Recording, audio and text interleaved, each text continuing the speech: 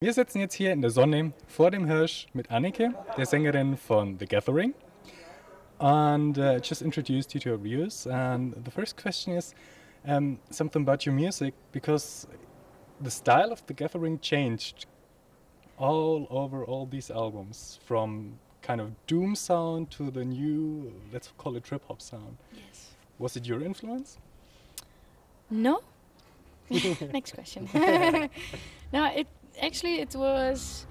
We were starting out 13 years ago. When I joined the band 9 years ago, but The Gathering started 13 years ago. And they were very, very young people. And when you grow up, you get more influences from outside. You listen to more kind of music. And the world is not so black and white anymore, you know. So there's all kinds of things that influence yourself and your music. So, I mean, and making the same record twice is quite boring for yourself as a musician. So we just, every year, we make a new CD, or every 2 years. And we try to attract some influence from outside, like different way of writing, recording, different producer, and just some, you know, to give some fresh new influences. So that's why every record changes a little bit. But you can always hear it's The Gathering, you know. It's always The Gathering. I just mentioned that your last record, Souvenirs, just fits to the band. And that you also had a lot of diverse reviews about it. Some said, we hate it because it's not metal anymore. Mm-hmm. And some said, yeah! Continue with that. And I was one of the people because I really loved it. And that's good.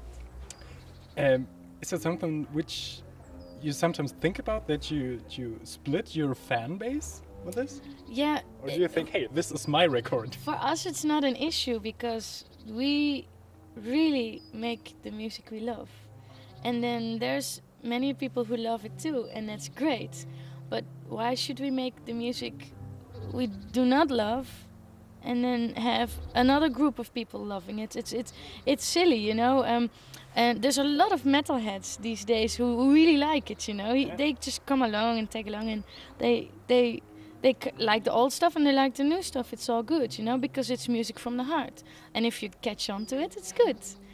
But of course, there's a lot of people who think it's not heavy enough anymore, which is fine, because it is. They're right, you know. And if you don't like it, then that's cool.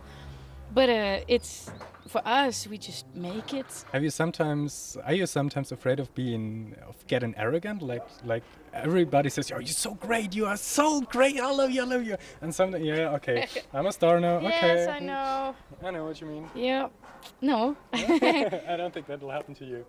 No, and you know why? Because I think we believe in the power of music, you know, and it's us that make the music, but it's also, it's something else. It's you who makes the music, but it's the music that's important. And then you have to play. The music is the boss. You have to play the music as best as you can. You have to give the people a night out, and if people come, they're 50% part of the show, and you are the other 50%, because without a crowd, you have nothing. Yeah, you have music and you play for yourself. That's all right, but you know, it gets better when you have a crowd. So of course, that's all that matters. And then of course, it's flattering when people like you or think you're very nice looking or whatever. And that's great. But yeah, it's not the most important thing. Let's talk a little bit about your lyrics. The songs sometimes seem to be very personal and sometimes inspired by books. By books. By books, right. Yeah. So, do you prefer more the personal side on your songs, or what is it that makes a song for you special? If you work in your own emotions? Yeah, but I always do, because even when you write a book or hear music or see a movie, then you're inspired by it, and it will come through you anyway. So, but of course, you have some personal things that you write about, and some things that we as a band feel. We write a lot about that, and it's all very personal. I take it all very personal what I write, so it's equally important. But the best lyrics are the ones that you write fast, when you have an idea and you check, and then it's like a song called Amity. It comes out of the stomach, yeah. Right? And it comes through you. You know, it's not you anymore. It's like, and then it's there. You hear the music, and then it just comes out of your pen. Wow, oh, what am I writing? Wow, okay. And you read it did I do this? Like Amity is a good example, or you learn about it's a good example. You learn it, but it's not that great lyrics, but it's just honest. It's just pure, you know. Okay. Yeah, someone once told me that when he's writing lyrics, he doesn't have to write them to think about them. They are all around him, and you just have to catch one and put it on the paper. Yeah. And this is a good thing, because if they are always there, you're not responsible for what you write. Yeah. Oh no, that's another thing. I agree totally with it's out there, and you just have to catch it.